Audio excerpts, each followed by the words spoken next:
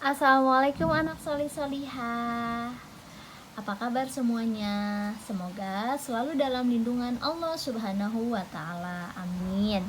Sekarang kita akan mempelajari tematik tema 4 subtema 3 pembelajaran 2. Pembahasan kali ini yaitu mengenai daur ulang sampah. Ada yang tahu solih solihah apa itu daur ulang? Daur ulang yaitu proses untuk menjadikan suatu bahan bekas menjadi bahan baru dengan tujuan mencegah adanya sampah. Contohnya, botol bekas yang didaur ulang menjadi pot bunga atau tempat pensil. Karena botol bekas jika tidak didaur ulang kan akan menjadi sampah ya, nanti kan berserakan.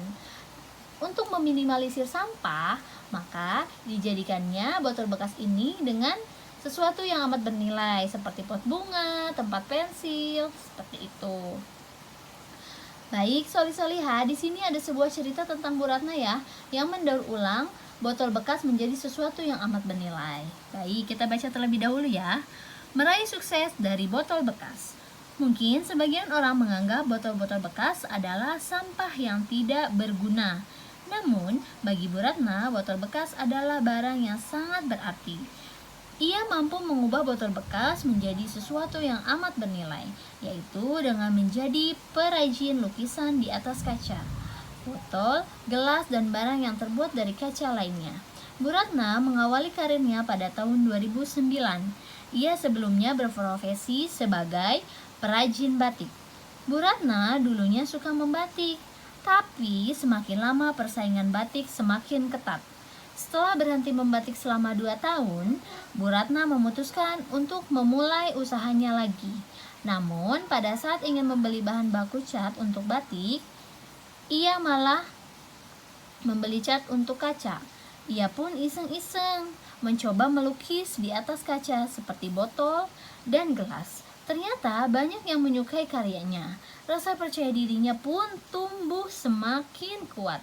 Namun, usahanya itu tidak serta-merta menjadi besar. Pada saat itu, Bu Ratna masih menjual produknya berdasarkan pesanan konsumen. Hasil karyanya dikenalkan kepada masyarakat dari mulut ke mulut di internet atau di tempat ibu-ibu arisan.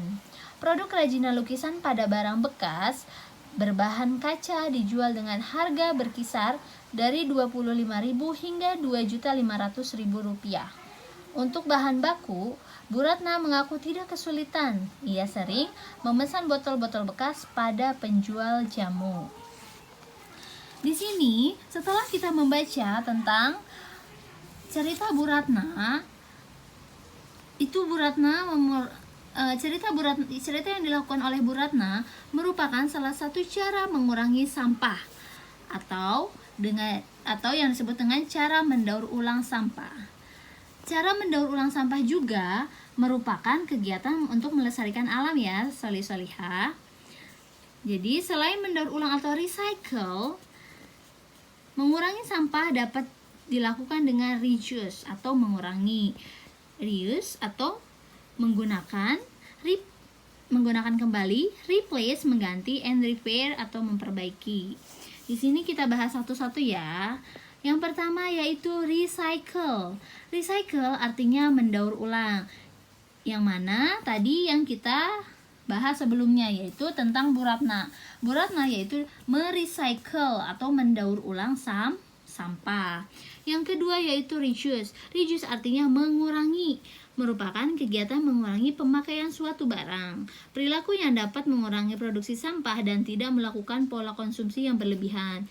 Contohnya, menggunakan produk yang dapat diisi ulang seperti ballpoint, sabun, deterjen, dan minyak goreng. Reduce juga berarti mengurangi belanja barang-barang yang tidak terlalu dibutuhkan. Yang ketiga yaitu reuse. Reuse artinya menggunakan kembali. Reuse adalah menggunakan kembali barang-barang yang masih bisa digunakan.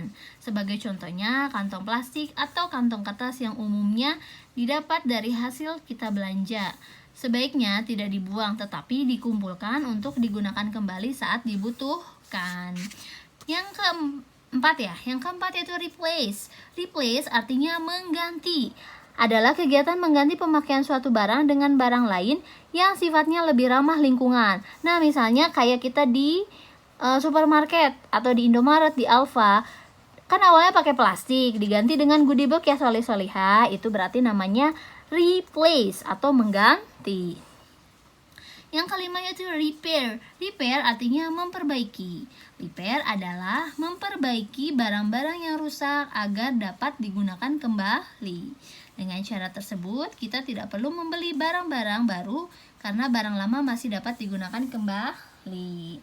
Baik, untuk tugasnya yaitu nanti solih-solihah, perhatikan barang bekas di sekitar solih-solihah ya. Nanti didaur ulang, misalnya botol mau dijadikan tempat pensil atau pot bunga, terserah. Jadi nanti solih-solihah mendaur ulang sampah untuk dijadikan sesuatu yang bernilai. Nanti difotokan ke ibu ya solih-solihah ya. Terima kasih atas waktunya. Semoga solih-solihah tetap semangat belajarnya. Jangan lupa 3M, oke? Sekian dari ibu. Wassalamualaikum warahmatullahi wabarakatuh.